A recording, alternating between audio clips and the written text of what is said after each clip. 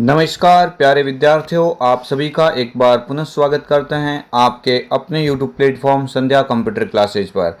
RHIT मुख्य परीक्षा आप सभी को ध्यान है कि 24 अगस्त को आयोजित होने वाली हैं और मात्र देखें तो 2 से 3 दिन का समय आपके समक्ष है। तो आप ज़्यादा से ज़्यादा आप क्वेश्चंस को सॉल्व आउट करेंगे तो आपके एग्ज़ाम के अंदर काफ़ी अच्छा बेनिफिट होगा। और इस मॉडल पेपर के अंदर वो सारे क्वेश्चंस इसमें शामिल किए हैं जो आपके एग्ज़ाम के अंदर कई बार पूछे गए हैं और अब की बार भी पूछे जा सकते हैं।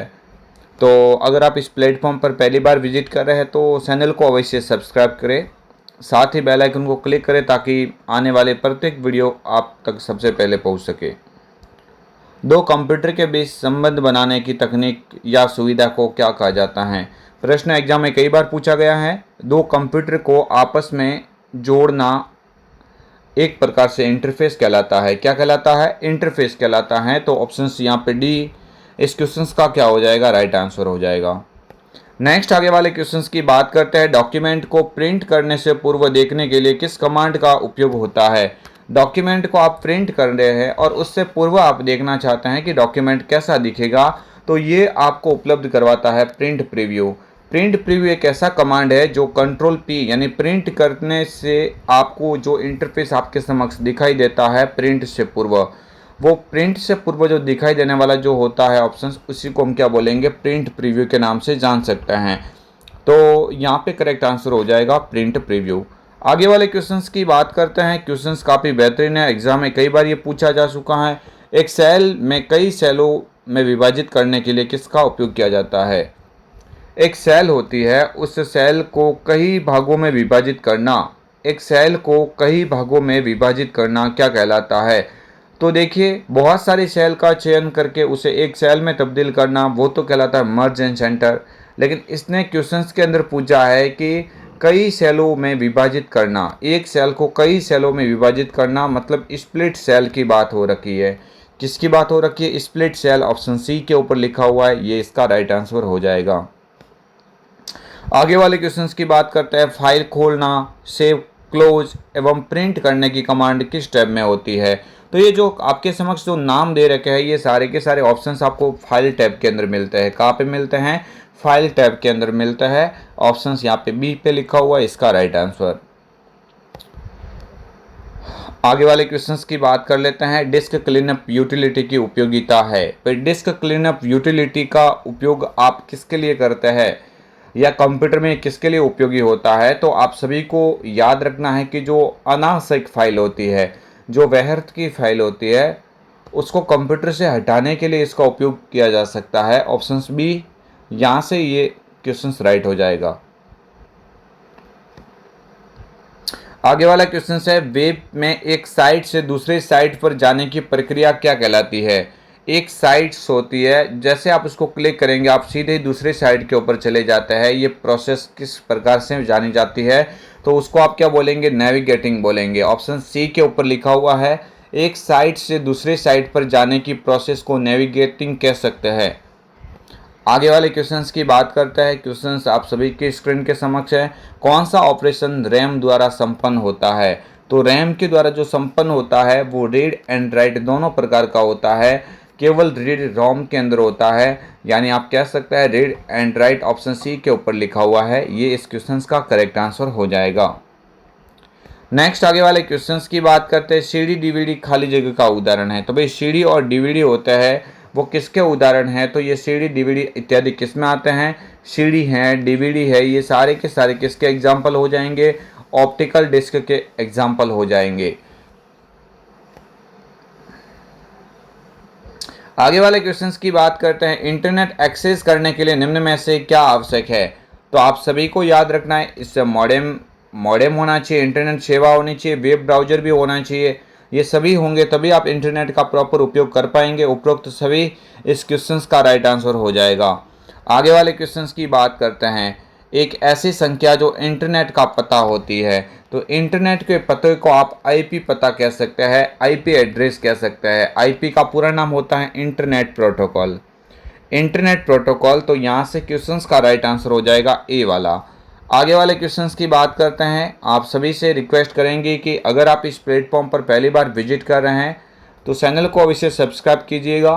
आप सभी के एग्ज़ाम के लिए जो इम्पोर्टेंट क्वेश्चंस है वो इस क्लास के माध्यम से आपको देखने को मिलेंगे। निम्न में से कौन सा ईमेल से संबंधित फोल्डर नहीं है? भाई ईमेल में आप सभी लोगों ने देखे होंगे फोल्डर अलग अलग टाइप्स के होते हैं। सेंट मेल का मतलब होता है उसमें हमारे द्वारा भेजी गई मेल रहती है। ड्राफ्ट के अंदर होता है आधी अधूरी मेल रहती है। स्पाम के अंदर जंक मेल या अनसाई मैसेज रहते हैं। तो कंपोज होता है, ये कंपोज एक फोल्डर का उदाहरण नहीं है, क्योंकि कंपोज का उपयोग करते हुए आप क्या करते हो, न्यू ईमेल बनाते हो। क्या करते हो भाई, न्यू मेल बनाने के लिए आप कंपोज का उपयोग करते हैं। तो यहाँ से ये कंपोज एक फोल्डर का उदाहरण नहीं है। आगे वाले क्वेश्चंस की बात करते हैं। एक ऐसी वेबसाइट जिसका उपयोग वस्तु खरीदने और बेचने के लिए किया जाता है।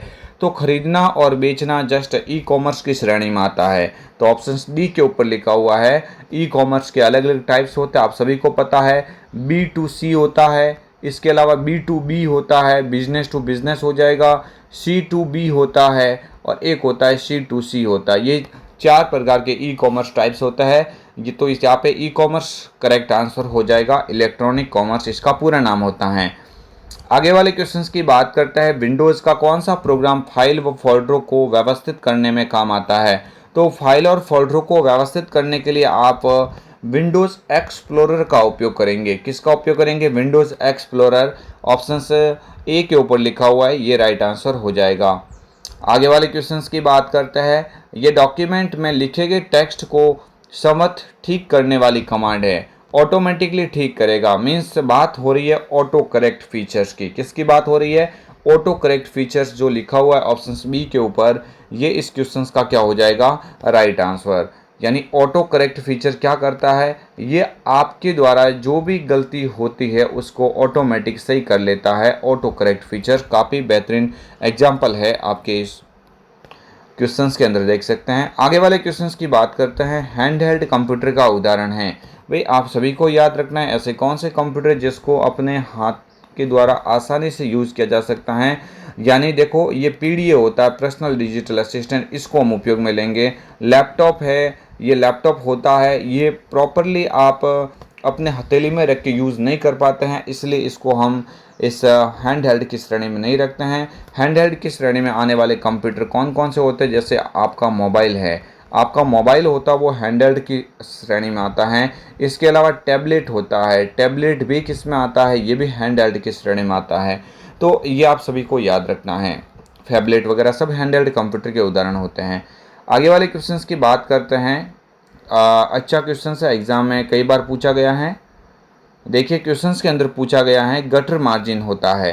भाई गटर मार्जिन का एग्ज़ाम में कई बार क्वेश्चंस आता है। ये जो मार्जिन जो बाइंडिंग भाग होता है, जब बुक के बाइंडिंग वगैरह करने के लिए थोड़ी जगह दी जाती है, मार्जिन एक्स्ट्रा दी जाती है, तो बाइंडिंग के दौरान ये उपयोग में ज़्यादा लिया जाता है। तो इसे प्रिंटिंग के समय बाइंडिंग भाग में जोड़ने हेतु आप गटर मार्जिन का उपयोग करते हैं। आगे वाले क्वेश्चंस की बात करते हैं। एक वर्कशीट में रेंज होती है। भाई वर्कशीट होती है, देखो मैं आपको बता देता हूँ, है ना। सेल का समूह, है ना, सेल का समूह क्या कहलाता है? सेलों का समूह क्या कहलाता है? तो सेलों का समूह कहलाता है शीट। सेलों का समूह क्या कहलाता है? शीट, या आप इसको वर्कशीट भी कह सकते हैं। जबकि आपको याद रखना है कि वर्कशीट या शीट का समूह, है ना, वर्कशीट या शीट का समूह आपको एग्जाम में पूछे तो वर्कशीट का समूह क्या कहलाता है? बुक कहलाता है, या वर्क बुक भी कह सकते हैं। तो यहाँ पे वर्कशीट का समूह पूछा है, तो सेल किस वर्कशीट किसकी रेंज होती है? तो सेलों का समूह होता है। तो ऑप्शंस कहाँ क्या हो जाएगा? यहाँ पे ए वाला राइट माना जाएगा। आगे वाला क्वेश्चन है। एक्सेल विंडोज़ का कौन सा क्षेत्र सेल के मान एवं सूत्र को प्रदर्शित करता है? तो सूत्र और सेल के मान को प्रदर्शित करने वाली जो बार होती है उसको फॉर्मूला बार कहते हैं। क्या बोलेंगे उसको? फॉर्मूला बार इस क्वेश्चन का राइट आंसर हो जाएगा। क्योंकि सेल का जो एड्रेस होता है वो एड्रेस बॉक्स या फिर नेम बॉक्स बताने का कार्य करती है। लेकिन आपके एग्ज़ाम में ये पूछा जाए कि आप किसी सेल के मान को और सूत्र को देखना चाहते हैं तो कहाँ पे आप देख पाएंगे? तो आप फॉर्मूला बार के अंदर देखते हैं। आगे वाले क्वेश्चंस की बात करते हैं। यदि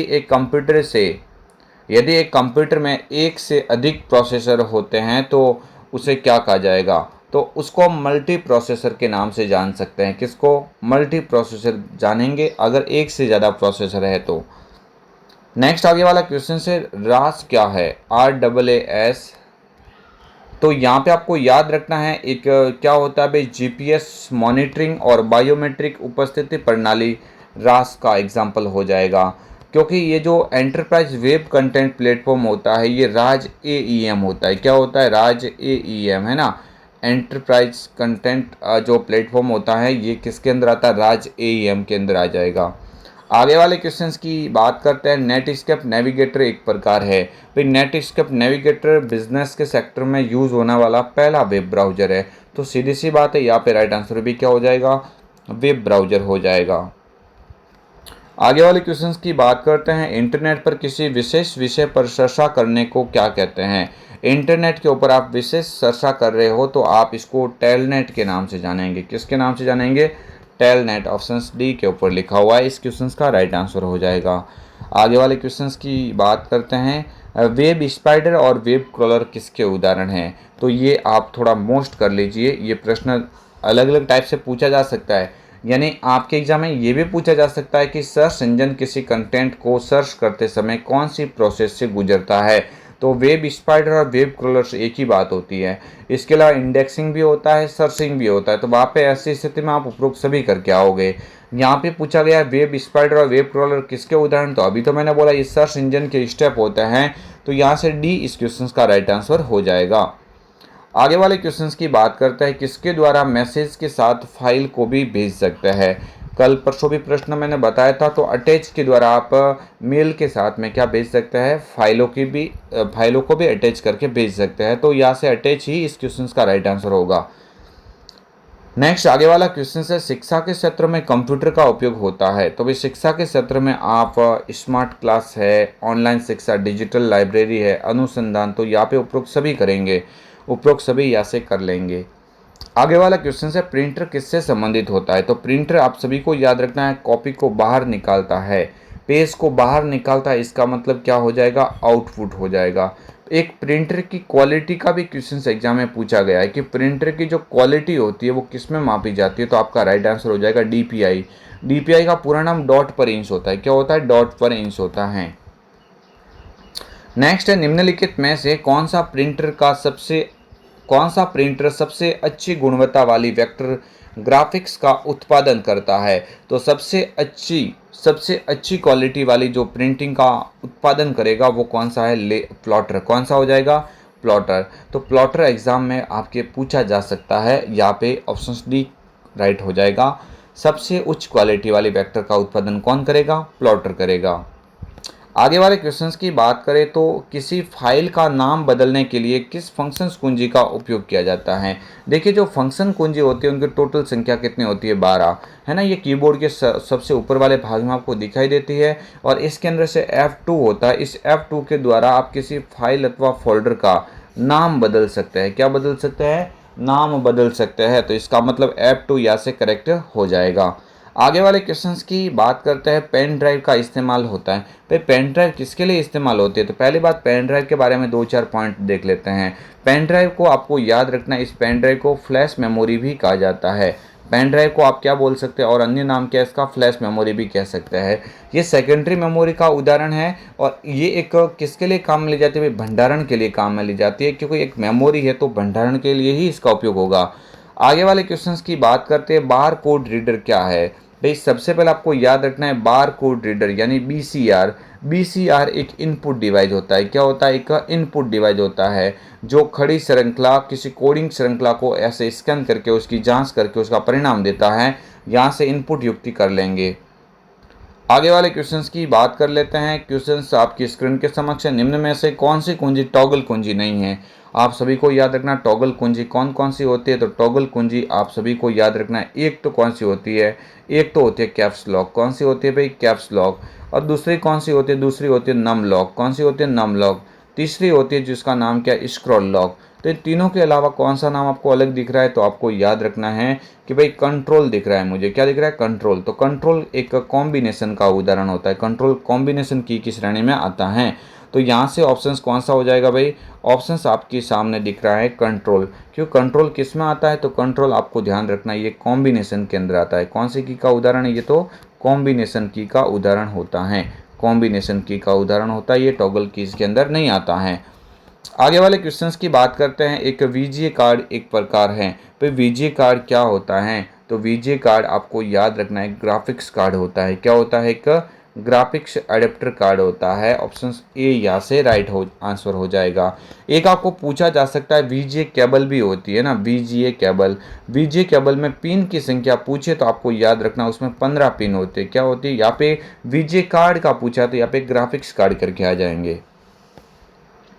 आगे वाले क्वेश्चंस की बात करते हैं। कंप्यूटर का नियंत्रण भाग कौन सा होता है, सभी को अच्छे से आ रहा होगा।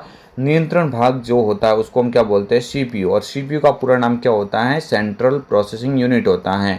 सीपीयू के 3 भाग होते हैं। सीपीयू को आप 3 भागों में बांट सकते हैं। एक तो एएलयू होता है, एक क्या होता है सीयू होता है, और एक क्या होता है एमयू, एक क्या होता है एमयू। तो ये आपको तीनों भाग याद रखने हैं। इसके अलावा कोई पूछे तो वो सीपीयू के अंदर नहीं आता है। तो यहाँ पे सीपीयू एक कंट्रोलिंग पार्ट्स के रूप में कार्य करता है। सीयू यानी कंट्रोल यूनिट, या आप इसको सर्किट यूनिट भी कह सकते हैं।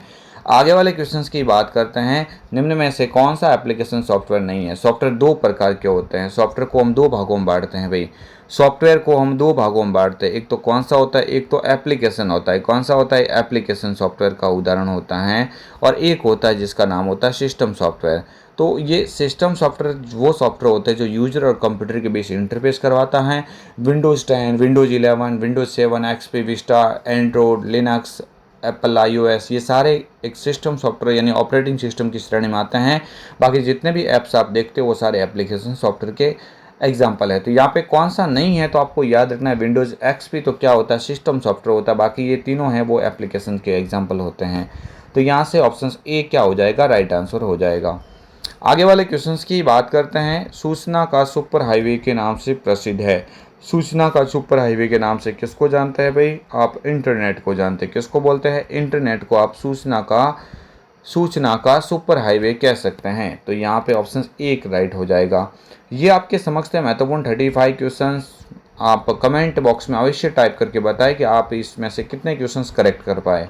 देखिए, आप ज़्यादा से ज़्यादा अपने जो आरएसआईटी की बुक्स है उसके पीछे वाले क्वेश्चंस को भी सॉल्व आउट करते रहे।